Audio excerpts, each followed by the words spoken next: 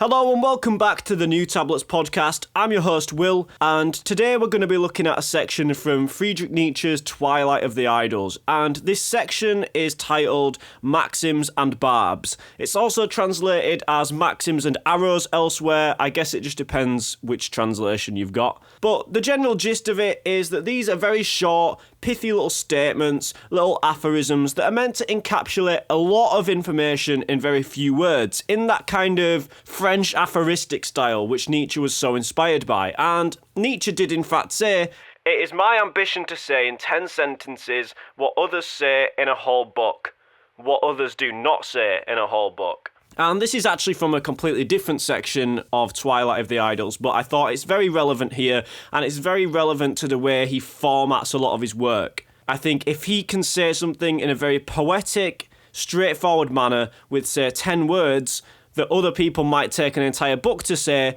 he'll do it. He'd rather get a lot of substance into one sentence. That's his priorities here. Now, I'm not going to be going through literally all of these 44 maxims here. I'm just going to be going through a few that I highlighted upon reading the book, which I think will be relevant to Nietzsche as a topic as a whole, right? Nietzsche's entire philosophy, and that might be interesting for you guys. So if I've left out your favourite maxim, feel free to let me know in the comments, and I'll maybe go over it in a different episode. So the first one we'll go over here is aphorism 2, and he says here, "Even the bravest of us only rarely has the courage for what he actually knows." And I'm going to tie this in with aphorism 5 as well, because they're kind of similar. He says, "I want, once and for all, not to know many things. Wisdom sets limits even to knowledge." And the general attitude expressed in both of these is kind of that knowledge isn't necessarily this good in itself that previous philosophies, such as like Plato onwards pretty much, might have posited it as. So to actually know something in this context is different to actually having that information necessarily at the forefront of your mind. So to have courage for what you actually know might mean that deep down there's some kind of knowledge, some kind of conclusion that you're going to philosophically come to, that you're able to come to and is kind of in there already, that you just can't face. And for Nietzsche, this would be something like the death of God, right, for the European philosopher, where Europe as a whole has kind of become unable to continue having faith in God. And a lot of us will subconsciously have that feeling in the back of our minds, but maybe not actually have the courage to face it. And you will find this kind of nihilism, I think, at the end of most trains of thought. All you have to do is, in a kind of childish way, is just keep asking why. Like, keep asking why to any question. Like, why get up in the morning? Oh, so that I can go to work. Why I go to work? So that you can make money. Why make money? So that you can feed yourself. Why feed yourself? So this and then so that. And it's like this infinite kind of regress of whys. And this knowledge kind of lies within everyone's subconscious, right? Even as a child, you do go through that kind of absurd questioning process, just even if it's just in a kind of mocking kind of manner, right? We do all have this kind of nihilism, this emptiness at the bottom of our philosophies. And Nietzsche's saying that the further you go down that towards the non-existent foundations of our philosophy and of our knowledge, the more courage you're going to need. And philosophy for him is this very violent almost, like this kind of frightening and brave act in a way. And he does say, of course, that he wants to not know many things. Maybe it's easier to actually be ignorant of some facts, right? Like it might be easier to just get on with your life and actually make an action without too much knowledge. And he does say wisdom sets limits even to knowledge. So he's separating wisdom and knowledge into two different camps here. They're two different ideas.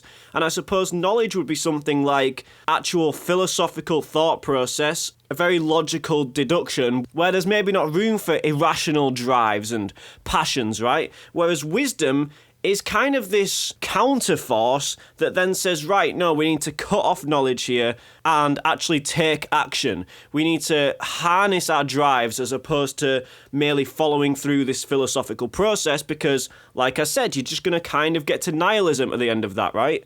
So, for example, with the what I get out of bed question, you're actually maybe better off not knowing that we're just an accumulation of matter walking around on a planet and we've evolved from kind of bacteria and we're on a rock floating around space and none of it really means anything, right? You may be best off not having that kind of knowledge, even though that is maybe a logical conclusion to come to in one's philosophy.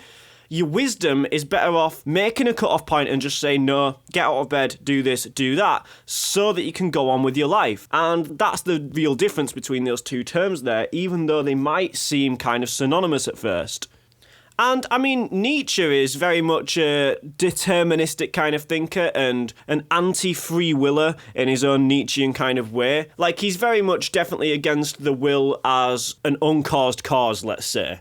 So he's quite capable and definitely has the propensity to follow a thought process that probably says, well, why even bother writing this book? People are going to act the way they're going to act. People are going to think the way they're going to think.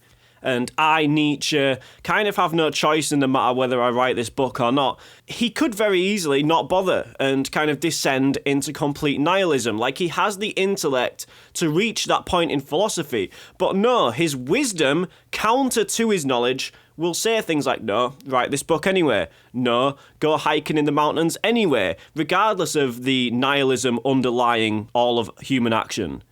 And, you know, he's not being an anti-rationalist here necessarily, and he's not being a nihilist. As much as people associate Nietzsche with nihilism, his work is a lot more about fighting that nihilism, right? Like a rebuttal against that nihilism, but from a non-religious perspective. Like, how can the atheistic Europe battle nihilism? That is really a lot of Nietzsche's project, right? And he's not being anti-knowledge here. I mean, Nietzsche's a philosopher, right? He loves knowledge. That is literally like the meaning of the word philosopher. But he's separating it out here from wisdom and stripping it of its like necessary quote-unquote goodness, right? I guess it's a kind of like warning against future philosophers potentially, right? You just can't pursue pure rationality and logic because you kind of get to this point where there's nothing underneath it, and it's maybe actually better to believe an untruth, or like he said, for his wisdom to set a limit to his knowledge. Next up, we're going to have a look at aphorism number 7, and he says here, what? Is man just one of God's mistakes? Or is God just one of man's?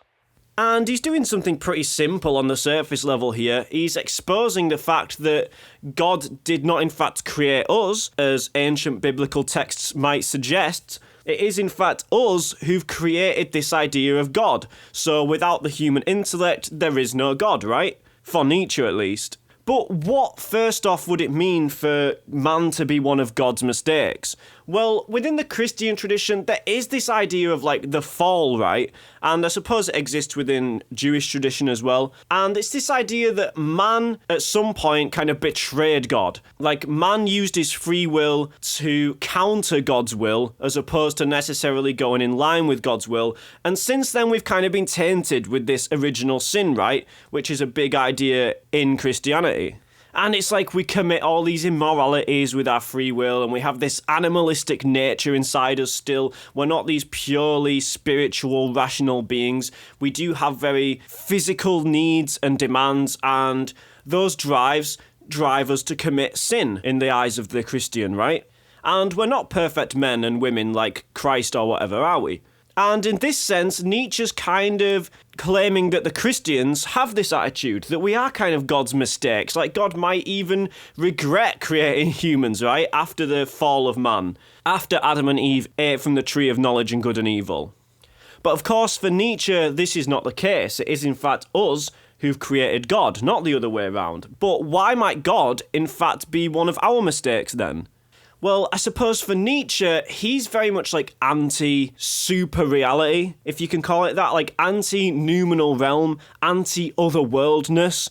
And God is very much in this other realm, right? He's like this very non-physical, very non-apparent being that we can maybe see the effects of, but we can never actually see directly, if that makes sense. And I suppose Nietzsche here is claiming that those effects that are attributed to God, in fact, should be attributed to man.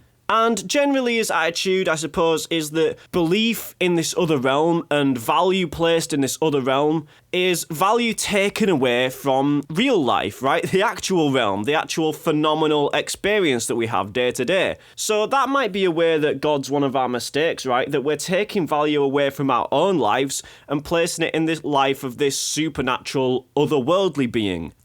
There's also the fact that God kind of implies objectivity, like very rigid, immovable objectivity, especially in morality, which for Nietzsche, I think he would say maybe holds back civilizations to some extent. This veil of objectivity is maybe needed in society at some level, but I think since the quote-unquote death of God in Europe, Nietzsche's kind of saying that we need to be able to abandon this and build up new moralities and new ideas of truth from scratch, not from this kind of God's eye view of the universe where there's a God that knows the objective truth and the objective right thing to do, and then there's man here trying to interpret that. Nietzsche wants man to admit that we are the creators of that and reinvigorate that creative spirit as opposed to sticking to these very rigid, quote-unquote, objectivities. Next up, we've got one of Nietzsche's most famous quotes, I think. Probably his most famous quote, actually. I know everyone talks about the death of God quote, but I think this one's not attributed to him as his most famous quote just because it's so famous. It's so widely known that people maybe don't even know who Nietzsche is when they're quoting this. But he says here in aphorism number 8, "From the military school of life, what does not kill me makes me stronger." And I think this one is applicable more to Nietzsche specifically than anyone else, to be honest. Like, he's very much speaking from first-hand experience here, I think, because most of his life he suffered from, like, migraines and temporary blindness, and then he did eventually get some form of dementia and kind of vascular problems in his brain, which led to his kind of demise and then death. But a lot of his work is kind of about getting over these bouts of illness and finding the right environment for yourself and finding inspiration in those apparently negative moments. And this very much ties in with his idea of amour fati, which means love of one's fate, where he might say something like, if I, Nietzsche, didn't suffer from these afflictions, I wouldn't be Nietzsche, right? Like, he wouldn't have this philosophy that's all about overcoming and accepting one's fate and whatnot, if not for his disease. Like, that's a reasonable thing to assume.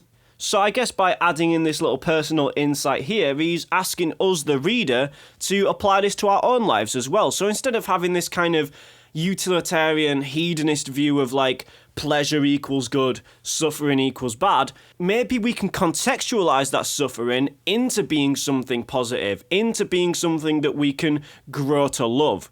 And like the military school of life as well, I love that idea. It's like this idea that the school of life, this process of learning about how to live, is like this very violent fight, right? It's this battle. It's not this like smooth sailing, happy-go-lucky thing, right? It is this battle, but that you need to stay strong throughout and stay joyful throughout to progress forward, like a kind of morale throughout the battle of existence.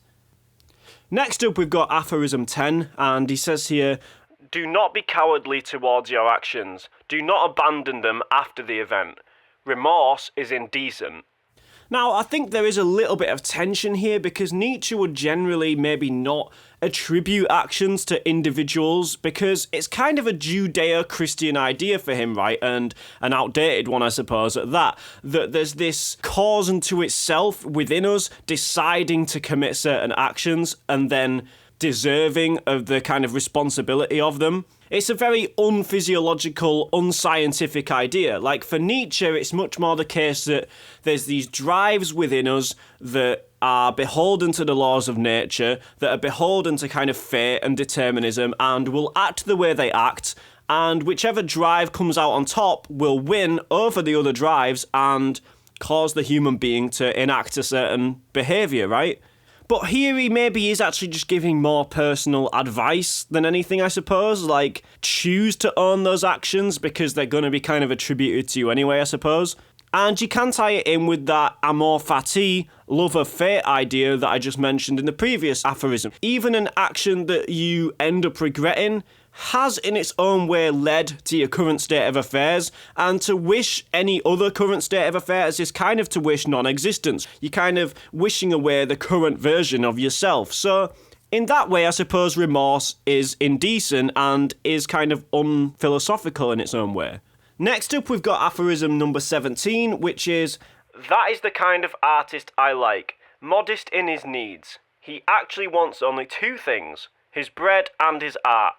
Panem et circem," which is a term lifted from the Roman writer Juvenal with regards to what keeps the Roman mob happy, panem et circenses, which means bread and circuses. So the bread here is obviously being used in a common kind of metaphor to mean just sustenance and kind of month-to-month income of some sort, just to keep one going, which obviously all artists and all humans need to some extent. And the art in question, I suppose, would be something like just a simple representation of the universe through that particular artist's eyes, and a representation of themselves to some extent. So Nietzsche's favourite kind of artist is one that sticks to this kind of art as object, as opposed to someone who's maybe trying to put a certain message into their art too deliberately, who's trying to convince us of something a bit more linguistic maybe, with some kind of rhetoric, as opposed to focusing on art for art's sake. I can't help but think this is maybe one of Nietzsche's digs at Wagner as well, who he did used to be friends with, but kind of broke apart from after he developed a kind of anti-Semitism and kind of new Christian kind of vibe, and developed a bit of a cult of celebrity around him, right? Nietzsche's not looking for that. He's not looking for the artist who comes with this kind of baggage of a particular belief system that they're trying to convince you of, a certain rhetoric behind their art. He's really looking for the pure artist creating the pure art. So a representation of the world through that person's eyes. Next up, we've got aphorism 19, and he says, "What? You choose virtue and puffed out chests, and at the same time are looking enviously at the advantages of the inconsiderate? But with virtue one dispenses with advantages, brackets, for an anti-Semite's front door." So just to make that clear, the bit where it says, "but with virtue one dispenses with advantages," that is like a quote meant to be put on the anti-Semite's front door. It's a little bit difficult to get across just saying it. There is some like specific grammar in here that makes it a little bit more obvious. And this maybe ties in with aphorism 17, right? Where I wonder if he's maybe talking about Wagner there and why he maybe split off from Wagner and came to dislike his music to some extent. Because here he is talking about anti-Semites. And I think he's kind of pointing at the Christian in general, to be honest. So this is people who are calling kind of moderation a virtue, like the meek shall inherit the earth, and like blessed are the poor in spirit. That whole kind of attitude where it's like, it's a good thing to have less in a way, like you're kind of a purer, more spiritual being. Yet Nietzsche here is saying that these same people are looking enviously at those with advantages, those that aren't following that Christian doctrine of like romanticizing poverty. They're still looking enviously at these other people as if that's what they want. So they're positing poverty as like a virtue to some extent and following this Christian doctrine, but then they're looking with jealousy and envy towards these more successful people who've chosen not to follow that doctrine. And of course, this has been like Europe's attitude towards the Jews since time immemorial, right? There's been a constant story of Christians in Europe forbidding themselves from, say, lending money and engaging in practices like that. So then they'll just borrow money off the Jews who haven't given themselves that restriction, that kind of just arbitrary restriction, right? And then they'll get mad at the Jews once they've got more money than them and once they owe the Jews a load of money, and thus repeats the cycle of anti-Semitism, you know? They chase them out of their towns and cities, or they kill them, like things like the Holocaust, right, is a perfect example of that. And Nietzsche's saying this is actually coming from that resentment that the Christian European imposes upon themselves. because they're human beings, they're animalistic beings to some extent, physiological beings, who do want success, who do want to be higher up on a hierarchy than other people. Like, that's kind of just part of nature. It's Nietzsche's will to power that drives all of nature. Yet the Christian wants to pretend that that's not the case, and I guess it's kind of the same with a lot of socialists and even a lot of liberals maybe, that kind of attitude that people who have succeeded are bad people, boo people who've succeeded, but we kind of want their stuff, right? Like, it's an age-old thing that goes on, right? And I'd just like to make a remark here about how silly it is, really, people equating Nietzsche with the Nazis. I know this isn't so much of a problem anymore, but when I first did get into reading Nietzsche, I was given this kind of impression, this guy's maybe a little bit iffy, a little bit proto-Nazi kind of thing.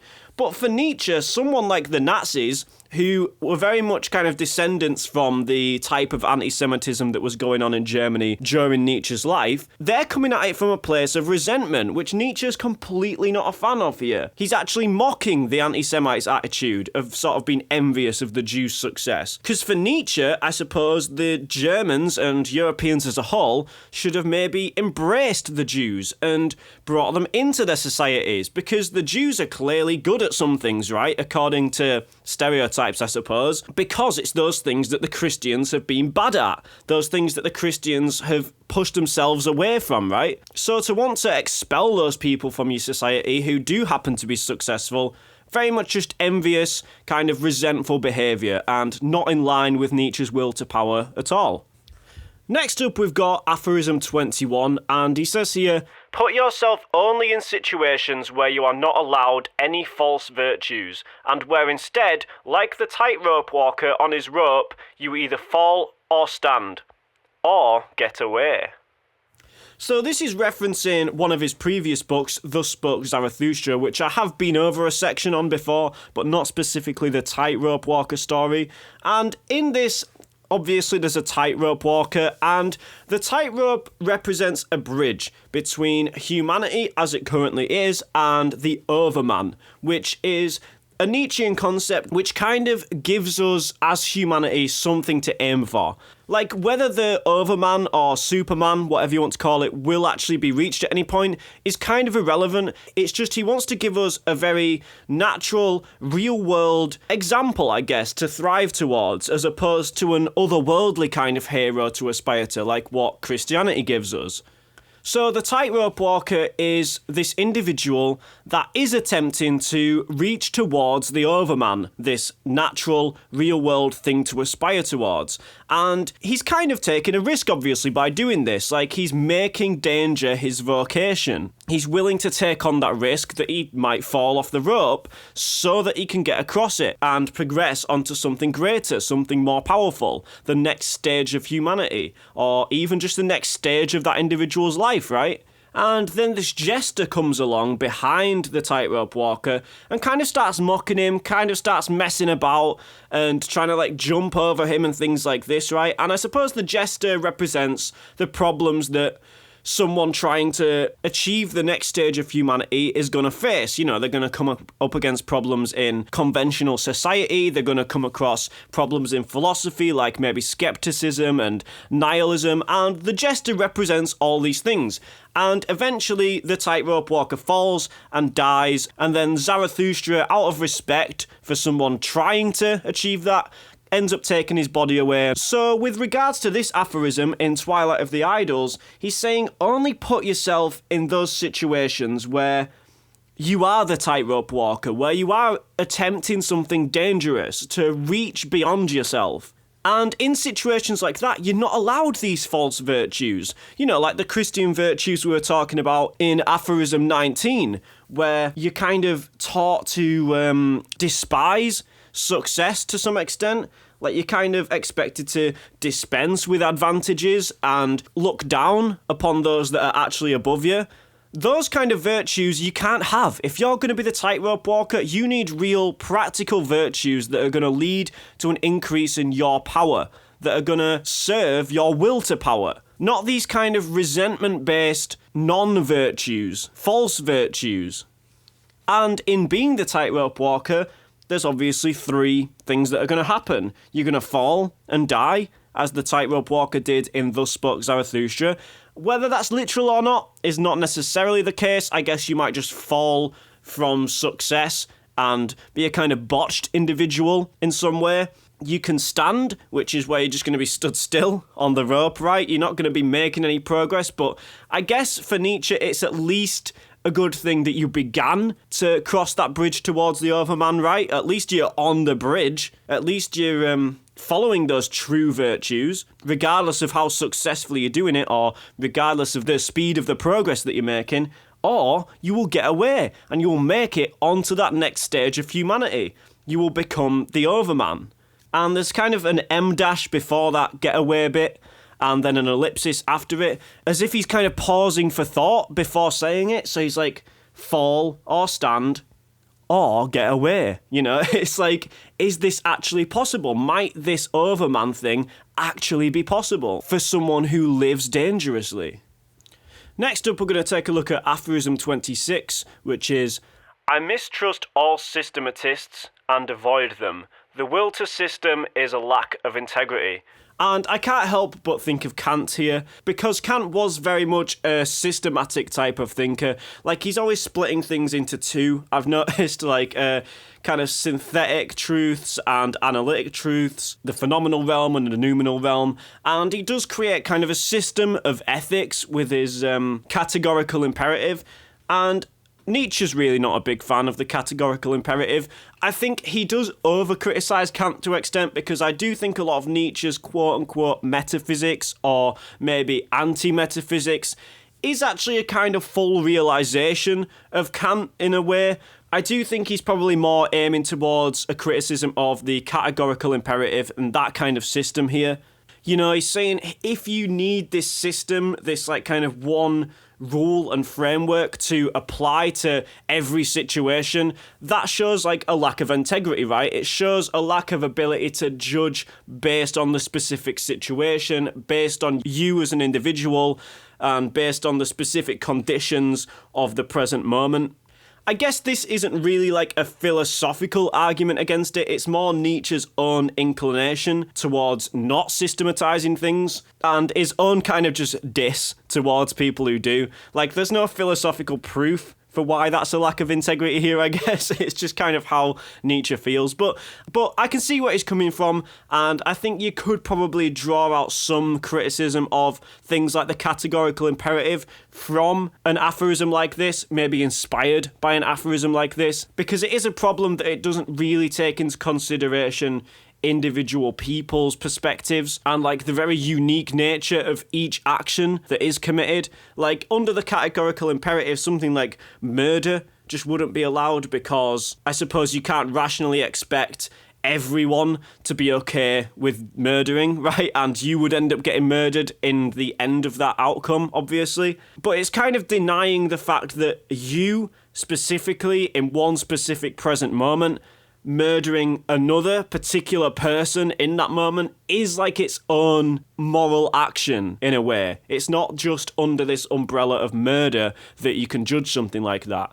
I do think this quote in particular is quite important to Nietzsche's work as a whole as well, because I feel like as quote-unquote Nietzscheans, people are tempted to apply something like will to power, or like the concept of the Übermensch, the Overman, to a variety of things as if it's some kind of system, as if it's some kind of doctrine that needs to be applied to everything. And there is really that tension within Nietzsche's work where it feels like it could almost turn into a system, and he did try to kind of systematize will to power in the end, in a book called Will to Power, but then ended up abandoning it.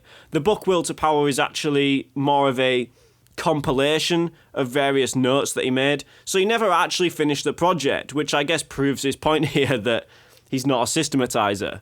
Next up, we've got aphorism 44, which is the last one in this section actually, and it says, formula for my happiness, a yes, a no, a straight line, a goal.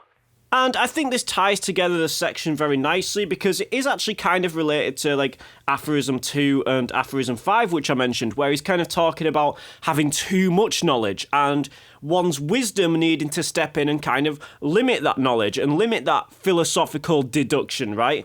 Because here he's saying that happiness is actually derived from this ability to just make a decision and just say yes to this thing, no to that thing, right? A straight line. So it's not kind of pondering over the objective goodness or badness of a particular thing in a purely rational way. And then, like I said, ending up at this like nihilistic level. Like you kind of end up at like a pre or maybe post-rational level, I feel like, if you really think things through to their conclusion. And that's obviously not going to be a source of happiness. That's like just a source of absurdism and nihilism.